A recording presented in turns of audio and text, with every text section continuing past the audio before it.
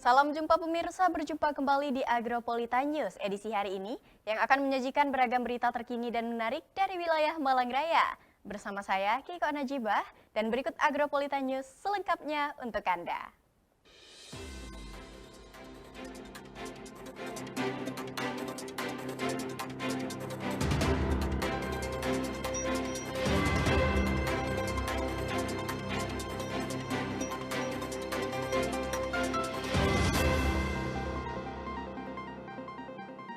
Ya pemirsa, mengawali Agropolitan News edisi hari ini, berikutlah kami rangkum berita seputar Malang Raya dalam News 60 Detik.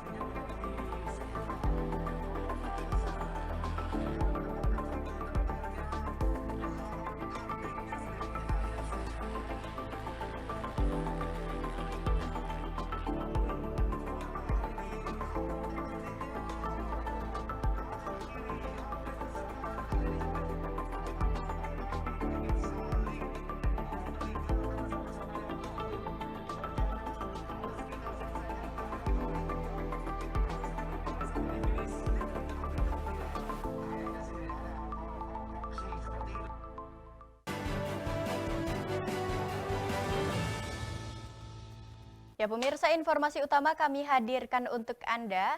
Pisah sambut Kepala-Kepala Kejaksaan Negeri Kota Batu digelar di Gedung Balai Pancasila Balai Kota Among Tani, Batu pada Rabu 8 November 2023.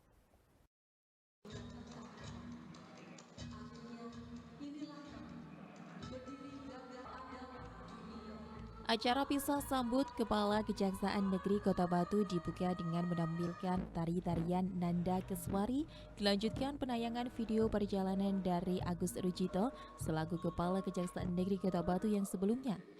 Dalam sambutan yang diberikan mantan Kepala Kejaksaan Negeri Kota Batu yang kini menjabat sebagai Asisten Intelijen Yogyakarta, ia mendapatkan banyak hal yang positif dari Kota Batu sehingga membuat tugas yang diberikan di Kota Batu dapat berjalan lancar dan baik. PJ Wali Kota Batu dalam sambutannya juga mengucapkan selamat datang kepada Kepala Kejaksaan Negeri Kota Batu yang baru, sinergi dan kolaborasi antara pemerintah Kota Batu yang menjadikan kesuksesan dalam suatu program dan menjadi amanah untuk Kota Batu. Kepala Kejaksaan Negeri Kota Batu yang baru, Didik Adiotomo, menjelaskan sudah melakukan ijab jabatan dengan mantan Kajari Agus Rujito sejak tanggal 7 September. Didik Adiotomo juga menambahkan apa yang menjadi visi misi Kota Batu akan dilanjutkan dengan kekompakan dan kerjasama untuk membangun Kota Batu. Yang pertama-tama, alhamdulillah saya bertugas di Kejaksaan Negeri Kota Batu, tempat kota wisata yang indah. Karena dulu saya pernah bertugas di Surabaya, dan akhirnya kembali lagi ke Jawa Timur. Artinya memang Jawa Timur tidak pernah bisa lepas dari saya. Tadi saya sampaikan di dalam sambutan saya bahwa apa yang sudah dibangun oleh Kajari sebelumnya, Agus Rujito, akan tetap saya jaga. Kekompakannya sudah dibangun dengan teman-teman Forkopimda, dan sekarang adalah tahun politik, di mana kita tetap menjaga netralitas, dan insya Allah ke depan Kota Batu tetap menjadi sebuah kota wisata yang menyenangkan bagi semua orang. Tingkat ekonominya meningkat, dan kami dari sisi penegakan hukum akan terus mendukung apa yang dilakukan oleh teman-teman pemerintahan Kota Batu dalam mewujudkan misi dan visinya. Di akhir acara dilakukan penyerahan cenderamata oleh PJ Wali Kota Batu dan Forkopimda yang lainnya. Penyerahan cenderamata yang dibawakan PJ Wali Kota Batu Aris Ageng Payewai kepada mantan Kepala Kejaksaan Negeri Kota Batu Agus Rujito berupa lukisan spesial bergambar wajah Agus Rujito. Dari Kota Batu, Vicky Ativi melaporkan. Sementara itu, pemirsa, Prodi Sastra Cina Fakultas Ilmu Budaya Universitas Brawijaya Malang menggelar kegiatan pendampingan pengetahuan kebudayaan gastronomi Cina kepada guru dan pelajar SMK Negeri 1 Gedangan Kabupaten Malang. Adapun salah satu yang dikenalkan tentang keragaman masakan khas Cina seperti budaya lainnya. Diikuti oleh beberapa peserta yakni guru dan semua pelajar. Seperti apa saja kegiatan ini dan sebagai upaya mengenalkan budaya Cina kepada masyarakat. Dan berikut liputannya kami hadirkan spesial untuk Anda.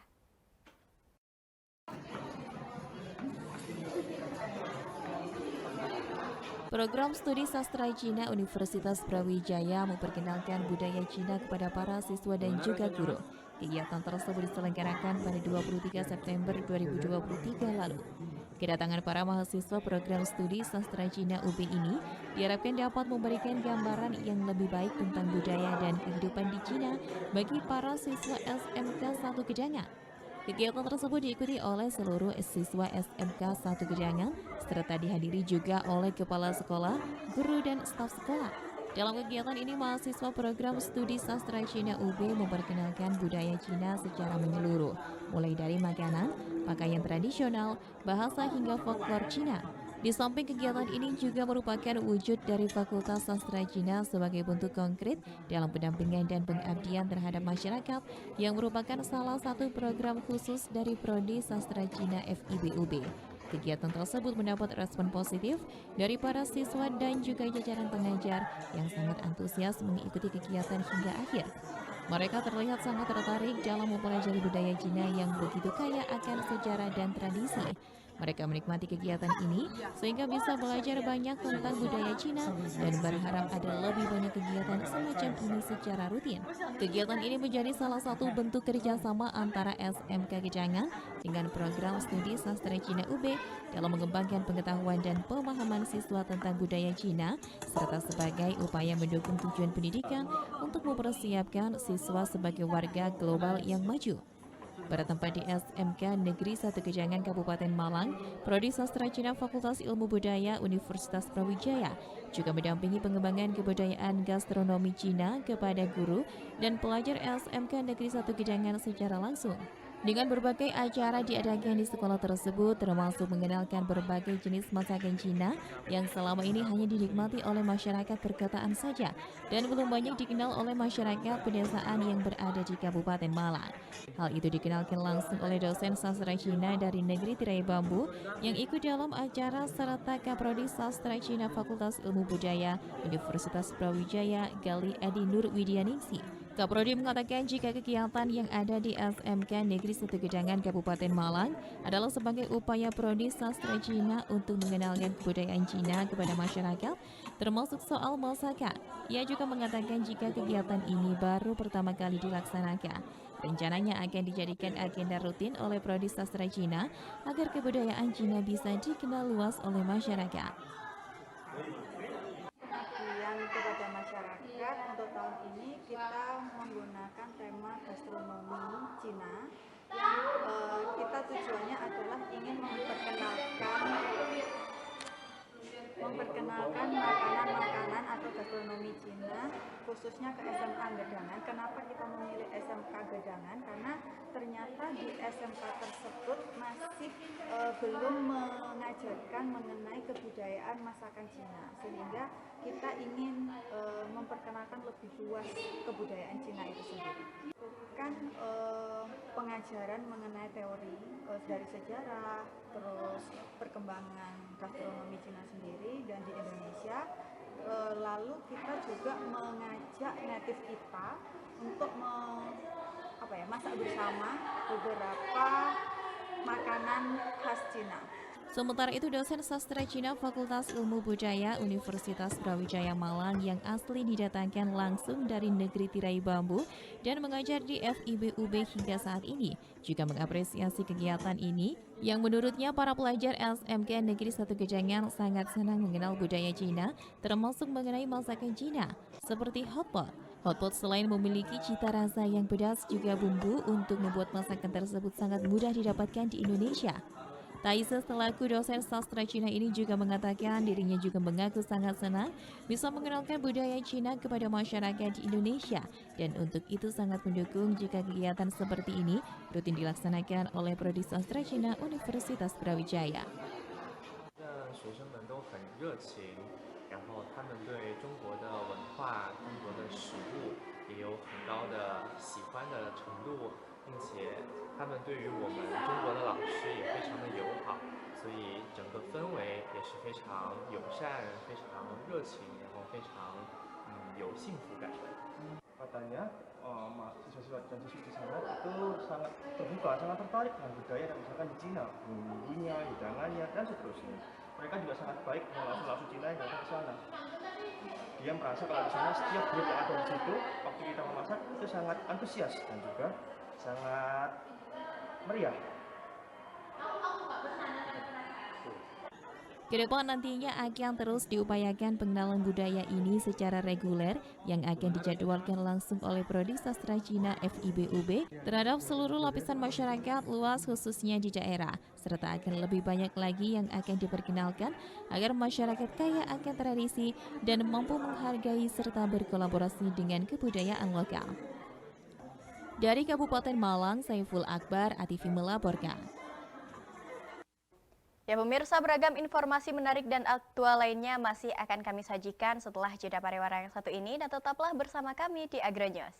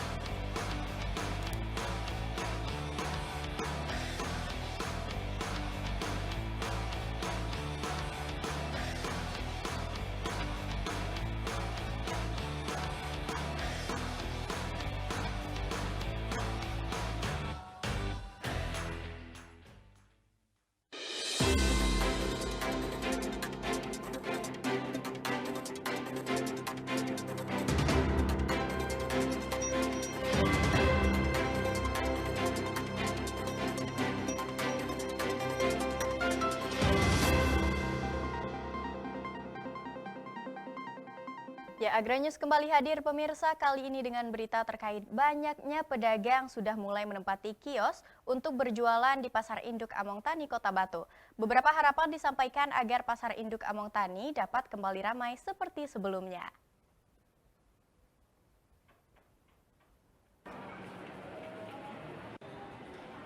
Banyaknya pedagang sudah mulai menempati kios untuk berjualan di Pasar Induk Among Tani, Kota Batu. Beberapa harapan disampaikan agar Pasar Induk Among Tani dapat kembali ramai seperti sebelumnya. Salah satu pedagang buah di Pasar Induk Among Tani, Kota Batu asal Bumiaji, Rianto, menyampaikan bahwa untuk saat ini masih banyak kios-kios yang ada di Pasar Induk belum ditempati oleh para pedagang. Apalagi pasca pedagang pindah ke pasar relokasi, yang mana banyak pelanggan yang belum mengetahui pasti lokasi penjual yang menjadi langganannya. Hal ini berpengaruh pada pendapatan pedagang yang tidak menentu. Oleh karena itu, Rianto berharap pasar dapat kembali ramai. Namun kendalanya sampai saat ini masih banyak kios di area buah dan sayur yang masih belum ditempati pedagang. Tahu ya kan ya kesini kan itu nggak tahu jalan apa kerjaan apa jalan keluar nggak ada apa sampah nggak ada padahal gini sayur itu banyak biasanya ini nggak ada apa ngaturnya kalau nggak ada Lo langganan sampun buli nopo ya nopo Pak? Semburat semua nggak ada langganan pasar gini ya apa nggak ada orang Nggih. Berarti jenengan harapannya pasar kembali rame nggih Pak nggih seperti dulu. mudah-mudah rame kayak kemarin lagi rame apa ya orang yang nggak ada kadang segini ya dapat uang kadang payu semangka satu ya ada dua rapi ya. Dari Kota Batu, Abraham Patrika TV melaporkan. Ya, masih dengan informasi serupa pemirsa, penambahan tenaga kebersihan Pasar Induk Among Tani Kota Batu melalui pihak ketiga saat ini masih dalam tahap evaluasi. Selain dari pihak ketiga, Pasar Induk Among Tani Kota Batu juga menerima bantuan tenaga kebersihan dari pihak Dinas Lingkungan Hidup Kota Batu. Dan pemirsa, berikut informasinya kami hadirkan untuk Anda.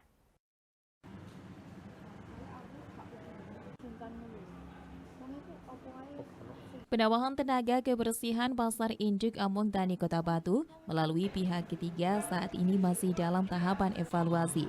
Selain dari pihak ketiga, Pasar Induk Among Tani Kota Batu juga menerima bantuan tenaga kebersihan dari pihak Dinas Lingkungan Hidup Kota Batu.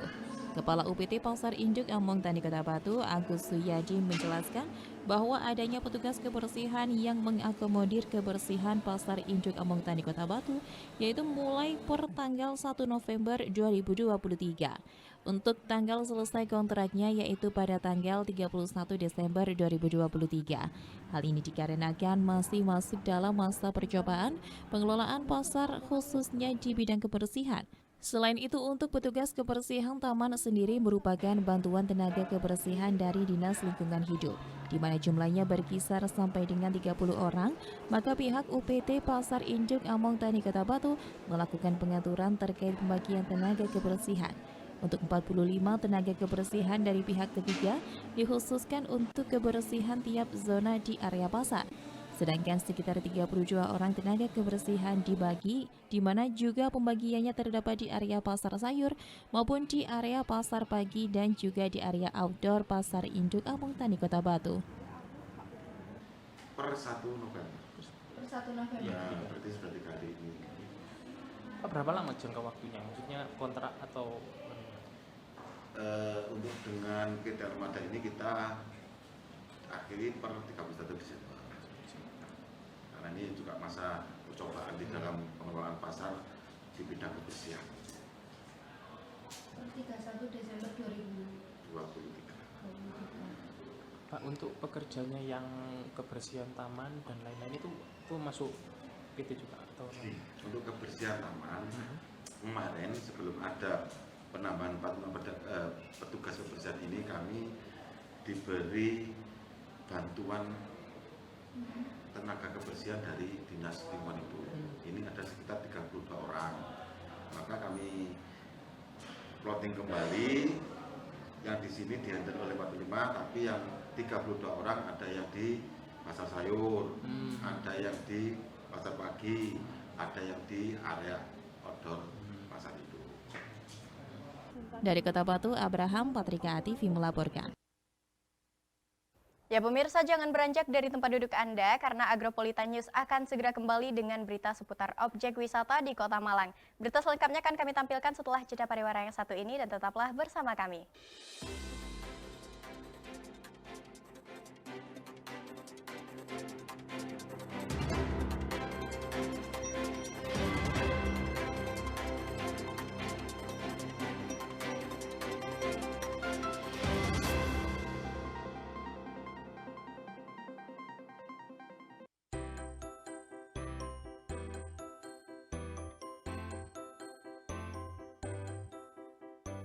Hai teman-teman Agropolitan Televisi dan Dinas Pendidikan Kota Batu berkolaborasi menghadirkan guru yang hebat dari berbagai sekolah di Kota Batu. saksikan Ada Kelas di ATV secara live setiap hari Rabu, Kamis, dan Jumat. mulai pukul 15 sampai pukul 17 waktu Indonesia Barat. Semangat belajarnya ya. Sampai jumpa.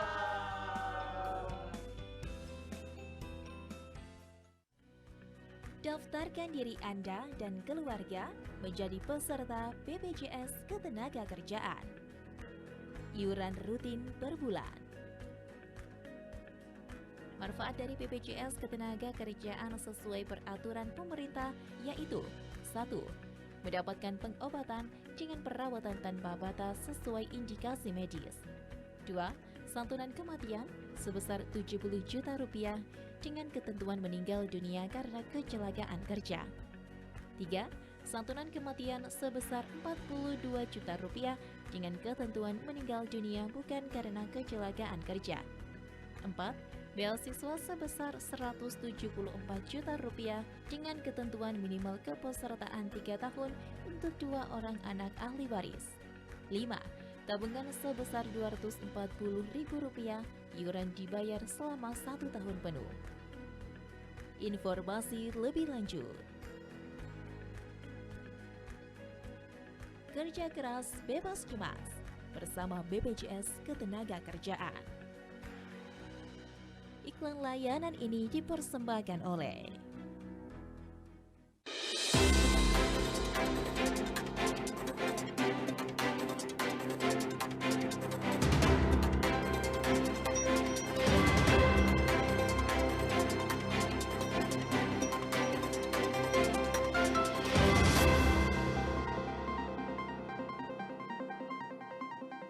Ya pemirsa, terima kasih Anda masih setia bersama kami di Agronews.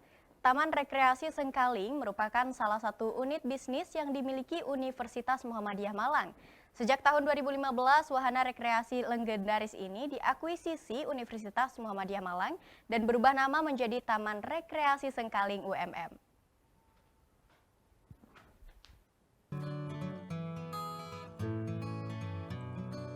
Bersebelahan dengan Kapal Garden Hotel, Taman Rekreasi Sengkaling UMM terletak di Jalan Raya Mulyo Agung nomor 188, Kecamatan Dau, Kabupaten Malang, atau pada jarak sekitar 10 meter dari pusat kota Malang. Lokasinya sangat strategis karena tempat berada di tepi jalan raya yang menghubungkan antara kota Malang dengan kota Batu, sehingga sangat mudah dicapai oleh kendaraan pribadi maupun angkutan umum.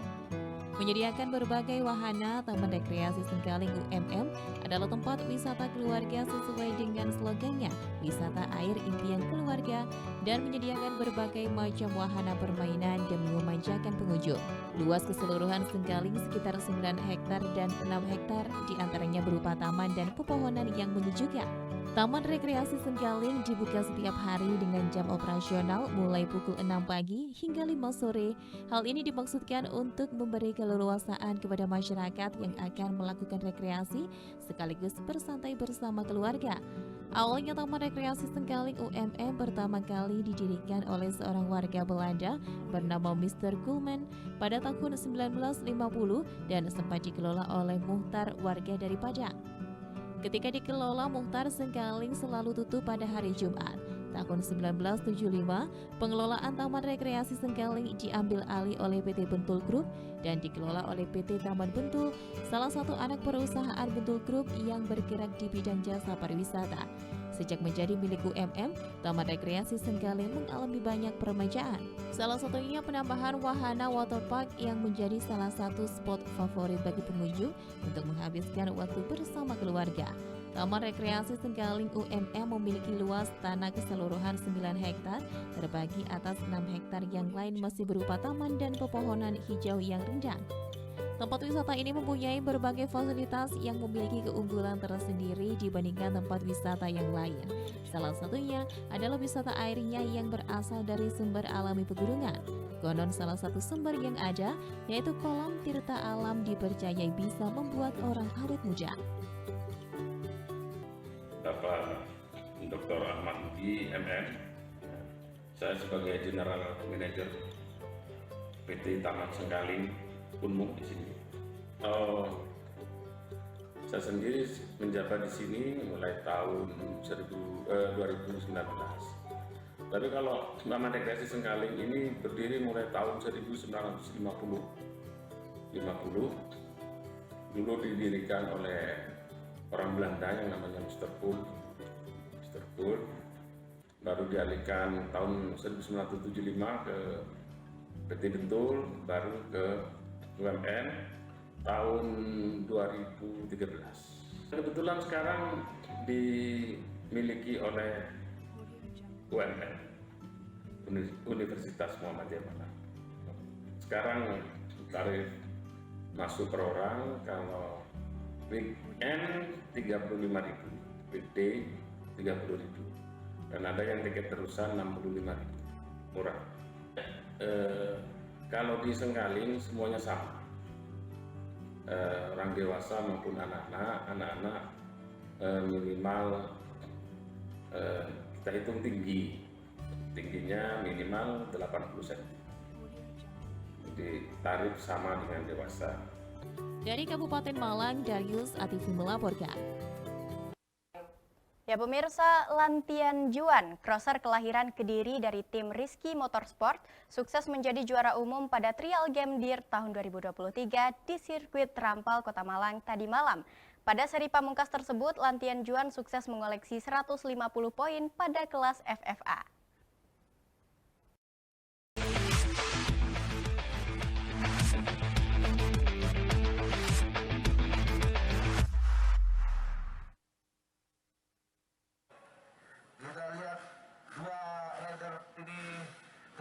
Saja jalur yang cukup hari kedua kali ini.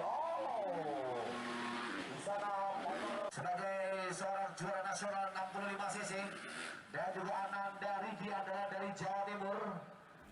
Puluhan crosser dari sejumlah kota besar di Indonesia seperti Aceh, Boyolali, Sragen, Lamongan, Tulungagung, dan Malang berjuang menjadi yang terbaik dalam seri pamungkas Trial Game Dirt tahun 2023 di sirkuit Rampal, Kota Malang. Kejuaraan yang berlangsung selama 2 hari tersebut berlangsung seru karena para pembalap mencoba mengoleksi poin tertinggi dari setiap seri race yang dijalaninya. Kondisi sirkuit di Rampal, Kota Malang ini berbeda dengan 5 sirkuit sebelumnya karena memiliki sirkuit yang lebih besar hampir 1000 meter persegi dan dalam kondisi tanah yang berlumpur karena hujan. Para crosser mengaku harus memiliki mental dan kesehatan prima untuk melalui trek tersebut. Pada race di Malang kali ini, Lantian Juan, crosser kelahiran Kediri yang memperkuat tim Rizky Motorsport dari Aceh, tampil tercepat dengan capaian total waktu 6 menit 19 detik. Hasil race tersebut menasbihkan Lantian sebagai juara umum Trial Game Dirt 2023 kelas FFA dengan 150 poin, disusul oleh Asep Lukman 120 poin sebagai runner-up dan Ivan Hari 111 poin di posisi ketiga. Sementara itu di kelas FFA Master, tuan rumah Malang Daniel Tangka unggul atas lawan-lawannya dengan total waktu tercepat 5 menit 9 detik. Membuntuti di belakangnya ada Johan Irawan, berikutnya Doni Kris mengisi posisi 3. Sirkuitnya sendiri ini di final seri kali ini cukup susah sekali ya untuk hujan ini. Karena tanahnya soalnya keras, jadinya bawahnya itu mengkilat kayak aspal, jadinya licin banget. Sangat kesusahan sih saya tadi. Tapi ya sangat syukur kemarin waktu sirkuit masih kering, saya fast time terus, meninggalkan time dulu. Meskipun ini tadi jelek, bisa melakukan poin terbaik. Kalau hari ini tadi kenapa? Kan tertinggal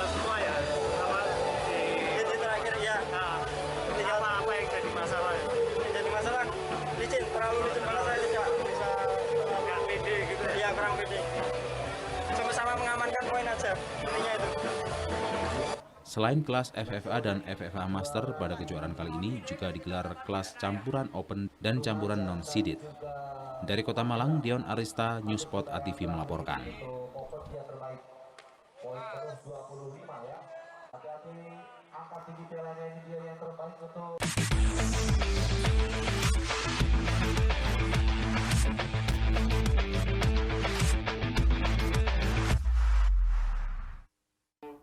Ya pemirsa, usai jeda kami masih akan menampilkan informasi menarik lainnya seputar wilayah Malang Raya. Nantikan informasi tersebut setelah jeda pariwara yang satu ini.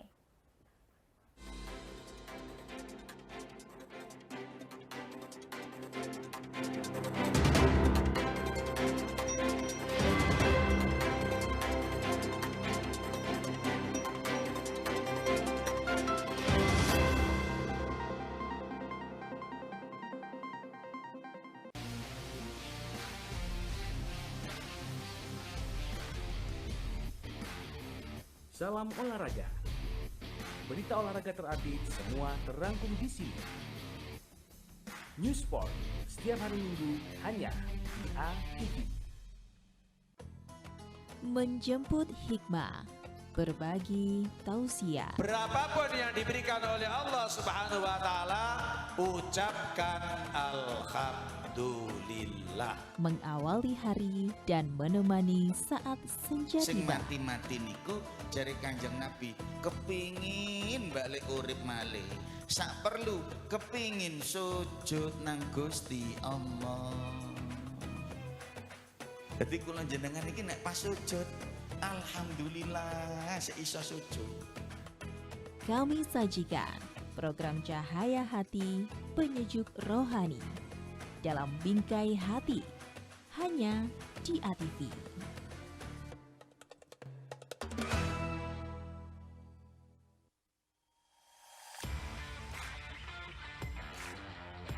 Kami sajikan beragam fakta, informasi dari seluruh dunia, berasal dari negara Jerman di mana memperluas wawasan Anda dan tetap menjadi orang terpilih nomor 2 juga sering digunakan dalam news fakta dan unik setiap Rabu dan Kamis pukul 11.30 hanya di ATV.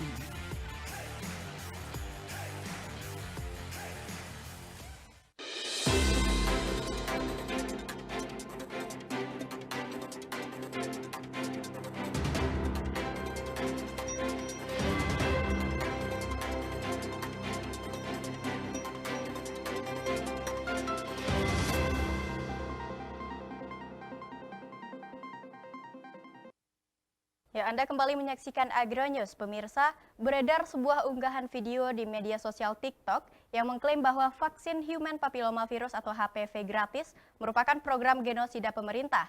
Unggahan tersebut beredar dengan narasi hati-hati pembunuhan massal berkedok vaksinasi imunisasi. Benarkah informasi tersebut? Berikut tim News Apa Iya mengemas fakta di balik berita dari sumber rilis Dirjen Aplikasi Informatika Kemenkominfo RI.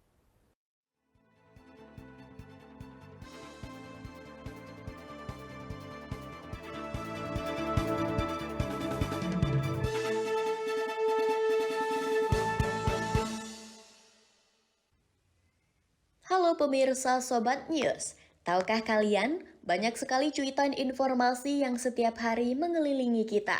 Namun, apa iya? Apakah berita-berita tersebut sudah terbukti? Apa iya akan mengajak kalian untuk mengupas fakta di balik berita? Beredar sebuah unggahan video di media sosial TikTok yang mengklaim bahwa vaksin Human Papillomavirus atau HPV gratis merupakan program genosida pemerintah. Unggahan tersebut beredar dengan narasi hati-hati pembunuhan massal berkedok vaksinasi imunisasi. Apa iya vaksin HPV gratis merupakan program genosida pemerintah?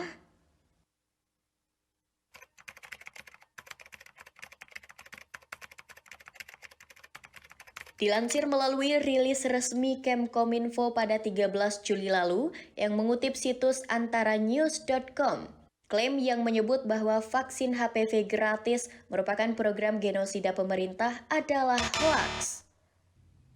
Faktanya, Direktur Jenderal Pencegahan dan Pengendalian Penyakit P2P Kementerian Kesehatan, Dr. Andes Maksi Rein Rondonuwu, menjelaskan bahwa vaksin HPV ini diberikan secara gratis dan sangat penting untuk melindungi anak perempuan dari kanker serviks atau kanker leher rahim.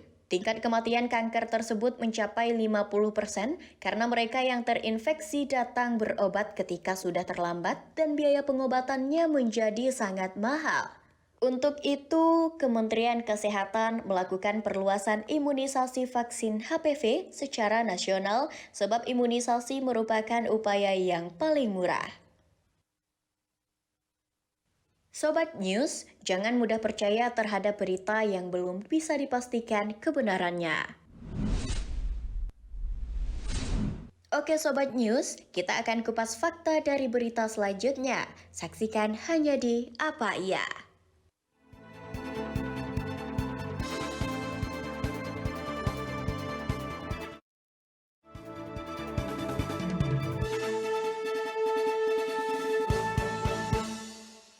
Ya pemirsa, kita beralih ke informasi selanjutnya.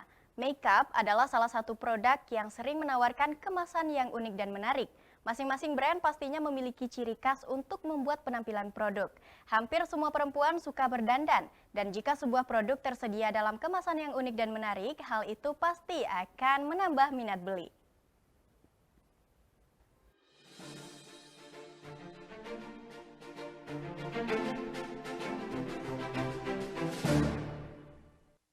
Pemirsa, inilah kemasan make up terunik. Versi news, fakta, dan unik. Make up merupakan salah satu produk yang sering sekali menawarkan kemasan yang unik dan menarik. Masing-masing brand pastinya memiliki ciri khas untuk membuat penampilan produk.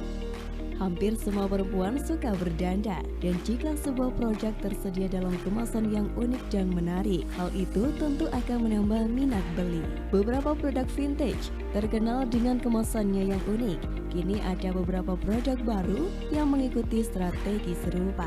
Berikut adalah kemasan make up terunik versi news, fakta, dan unik.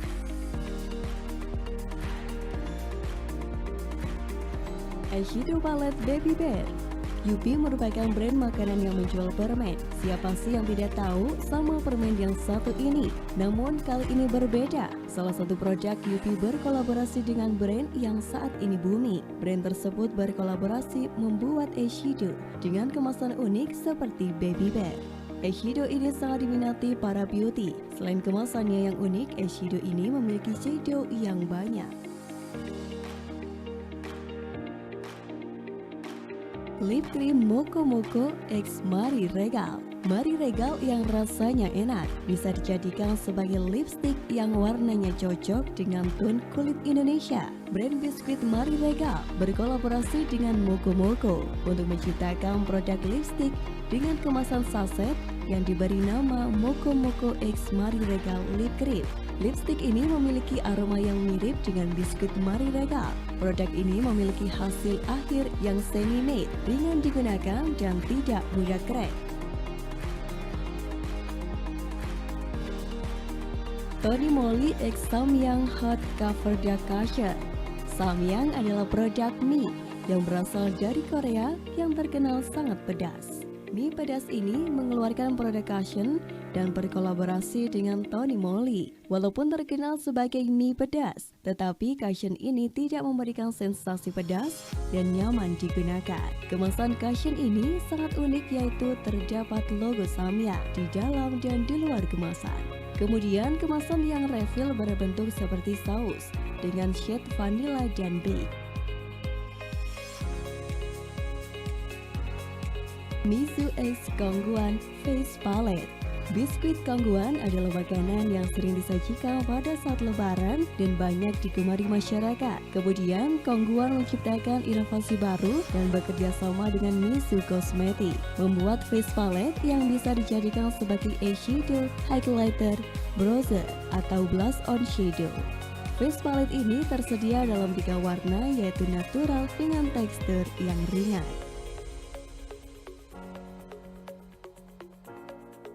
Skin Food Honey Pop Lip Balm. Kemasan Skin Food Honey Pot Lip Balm sangat mengemaskan, mirip botol madu lengkap dengan spatulanya. Selain kemasan yang sangat mengemaskan, Skin Food Honey mampu menyehatkan bibir sehingga tampak berkilau. Teksturnya sendiri sangat lembut seperti jelly. Dengan teksturnya yang lembut, lip balm ini mudah diaplikasikan dan tahan lama. Itulah pemirsa, fakta unik tentang kemasan make up unik. Versi News, Fakta dan Unik.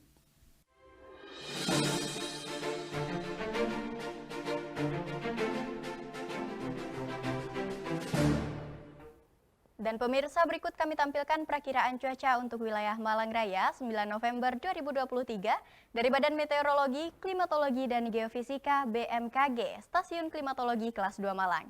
Informasi tersebut akan sekaligus menutup perjumpaan kita pada hari ini. Mewakili kerabat kerja yang bertugas, saya Keiko Najibah mengucapkan terima kasih atas kebersamaan Anda dan sampai jumpa.